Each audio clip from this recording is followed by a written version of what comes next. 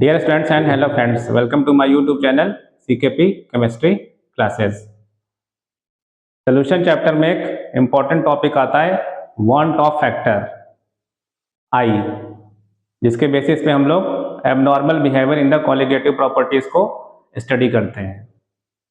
इसी के बारे में यहाँ पे आपको बताया जा रहा है want of factor किस तरह से हम लोग कैलकुलेट करते हैं।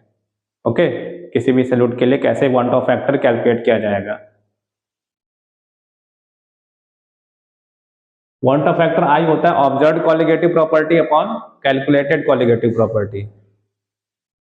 जैसे कि observed osmotic pressure upon calculated osmotic pressure, observed elevation in boiling point upon calculated elevation in boiling point, observed moles upon calculated moles. Molar mass के टर्म्स में I equal to calculated molar mass upon observed molar mass. Okay, अब देखिए solute, अगर आपका solute electrolyte नहीं है बल्कि non electrolyte है, तो नॉन इलेक्ट्रोलाइट जिसका डिसोसिएशन नहीं होता है, उस केस में ऑब्जर्व्ड और कैलकुलेटेड या आपका प्रॉपर्टी सेम होगा। तो van't Hoff factor I equal to 1। जैसा कि हम जानते हैं colligative property number of particles पे डिपेंड करता है, तो नंबर ऑफ पार्टिकल्स अगर चेंज नहीं हो रहे तो उस केस में सॉल्यूट के लिए वांट ऑफ फैक्टर I हो गया 1। जैसे कि ग्लूकोज, यूरिया, सुक्रोज ये डिसोसिएट नहीं होते हैं, आयनाइज नहीं होते हैं, इन सभी के लिए I 1। नेक्स्ट, ऐसे सॉल्यूट जो कि डिसोसिएट होते हैं यानी आयनिक कंपाउंड, तो उस केस में नंबर ऑफ पार्टिकल बढ़ जाएंगे तो ऑब्जर्व्ड वाली प्रॉपर्टी ज्यादा, यानी I will be greater than 1। तो I ग्रेटर देन 1 ये इस तरह से लिखा जाता है I equal to 1 plus n minus 1 times alpha. n यहाँ पे हो गया कितने पार्टिकल में वो डिसोसिएट हो रहा है, and alpha is the degree of dissociation. अगर आयनिक कंपाउंड या आपका स्ट्रॉन्ग इलेक्ट्रोलाइट है 100% डिसोसिएट हो रहा है, यानी अल्फा 1, तो I हो जाएगा n के बराबर। जैसे कि NaCl Na+Cl- में पूरी तरह से ब्रेक हो गया, तो 2 पार्टिकल ब्रेक हुआ तो I हो गया 2।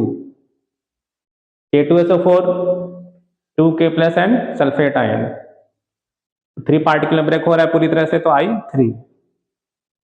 इसी तरह से Al2SO4 whole thrice 2Al3 plus and 3 sulphate, 5 particle break हो रहा है तो I 5।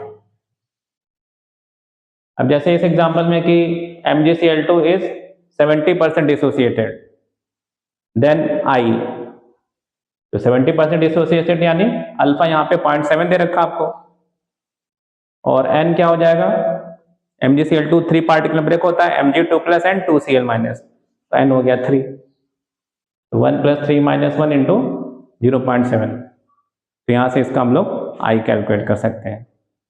ओके, नेक्स्ट है एसोसिएशन। जब सॉल्यूट पार्टिकल एसोसिएट हो जाते हैं, जैसे कि एसिटिक एसिड बेंजीन सॉल्वेंट में डाइमर का फॉर्मेशन करता है, तो एसोसिएशन में नंबर ऑफ पार्टिकल्स कम हो रहे हैं, तो ऑब्जर्व्ड वाली प्रॉपर्टी कम, तो इस केस में I इज लेस देन 1।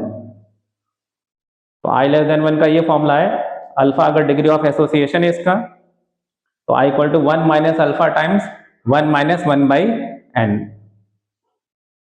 और अगर 100% एसोसिएशन हो रहा है तो I आपका 1 बाई n हो जाएगा। जैसे कि 100% अगर डाइमराइजेशन हो रहा है तो I 1 बाई 2, 100% ट्राइमराइजेशन हो रहा है तो I 1 बाई 3। ओके, अब अगर कहा जा रहा है कि किसी सॉल्यूट का 80% डाइमराइजेशन हो रहा है, तो वांट ऑफ फैक्टर I क्या होगा, अल्फा यहाँ पे हो गया 80%, अल्फा को यहाँ पे कहा जाएगा डिग्री ऑफ एसोसिएशन,